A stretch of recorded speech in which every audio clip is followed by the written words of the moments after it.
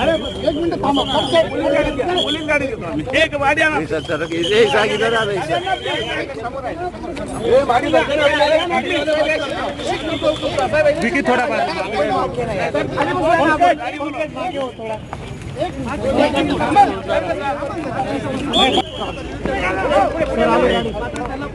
गाडी पुढे घे रे. हा घेतली पुढे. असं आहे, मी यांच्याशी बोललो कमिशनरांशी. कर्णिक साहेब अतिशय चांगल्या रीतीने बोलले. तासभर आमची चर्चा झाली. याच्यामध्ये ज्यांचा हात नसेल त्यांना ते सोडणार आहे आणि आस्ते आस्ते सोडतायत. ते पाहतायत. त्यांना त्याच्या संबंधामध्ये पोलीस डिपार्टमेंट काम करते. त्यांच्याविषयी माझं काही म्हणणं नाही. फक्त असं आहे, निरपराध असतील त्यांना सोडा, अपराधी असतील हे का. पण अपराधी जे आहेत इथले आमदारच अपराधी आहे. ते मराठी माणसाला पटेल का हे लक्षात घ्या तुम्ही. त्या अपराधी जे जे आहेत त्यांना पकडा. मग ते मुसलमान असू देत, हिंदू असू देत. मला एक तर हिंसा मान्य नाही आणि हिंसेला प्रवृत्त करण्याची जी प्रवृत्ती आहे तीही मान्य नाही. तो एखाद्या माणसाने या पद्धतीने बात बोलणं हेच मुळे या देशाच्या विरोधातलं आहे आणि म्हणून त्यांना त्याच्या संबंधामध्ये पोलिसांनी कारवाई केली पाहिजे. पोलिसांनी या संबंधात कुणाला घाबरण्याचं काम नाहीये. घाबरून पोलिसांनी काम करू नये. निष्ठेने काम करावं हे लक्षात घ्या. सुप्रीम कोर्टामध्ये हे केस असताना 15 तारखेला रात्रीच हे सगळं करण्याची काहीच गरज नव्हती. सुप्रीम कोर्टाचा काय निर्णय येतो तोही पाहिला पाहिजे.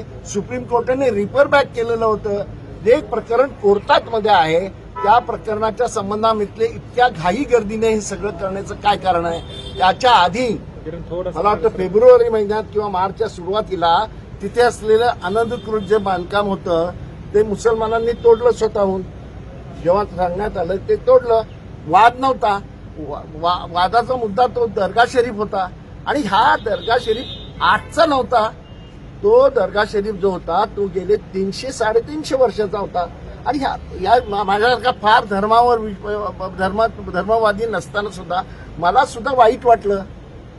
कारण मी ही संत परंपरा आणि सुफी परंपरा मानणाऱ्यापैकी आहे. ती तुम्ही तोडू नका एवढंच माझं म्हणणं आहे.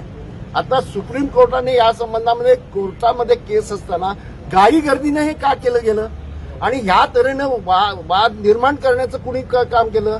वाद निर्माण करण्याचं काम इथे एका बाजूला मंत्री येतात काही बोलतात, इथे आमदार काही बोलतात आणि त्या संबंधामध्ये पोलीस गप्प राहतात.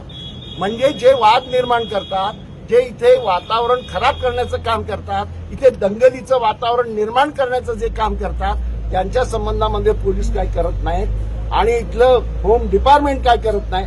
उलट जे चांगलं चाललेलं आहे त्याच्यात हे करतात. आता त्याच्यामध्ये हे सगळं घडत असताना काही लोकांनी दगड मारले असतील, काय केले असतील, त्याचाही मी निषेध करतो. कोर्ट जो निर्णय देईल असा आहे. मी कायदा मानणार आहे. कोर्ट निर्णय देईल त्याच्या विरोधामध्ये मी काही बोलणार नाही. कारण मी कोणी दुबे नाही किंवा मी राज्यसभेचा सभापती पण नाही की कोर्टाने निर्णय दिला त्या न्याय व्यवस्थेच्या विरोधामध्ये बोलणं हे मी करणार नाही. मी इथलं कायदा आणि सुव्यवस्था आणि इथली भारतीय घटना जी बाबासाहेबांनी बनवली ती मानणार